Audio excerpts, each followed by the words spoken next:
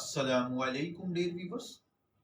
हमारा आज का टॉपिक है क्या मुसाफिर के माल पर ज़कात वाजिब है या नहीं।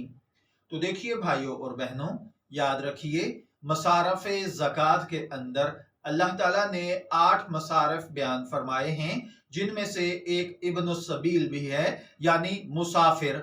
मुसाफिर खा अपने घर के अंदर जितना भी अमीर व कबीर हो, अगर वो सफर के अंदर है और उसको कोई हाजत पेश आ जाए तो वो ज़कात ले सकता है। लेकिन अगर वो साहिब निसाब है और वो खूब मालदार है लेकिन वो सफर में है, तो वो बेशक इसके कि वो ज़कात का मुस्तहिक है, लेकिन चूंकि वो गनी और साहिब निसाब भी है, इसलिए उस पर ज़कात की अदायगी वाजिब है।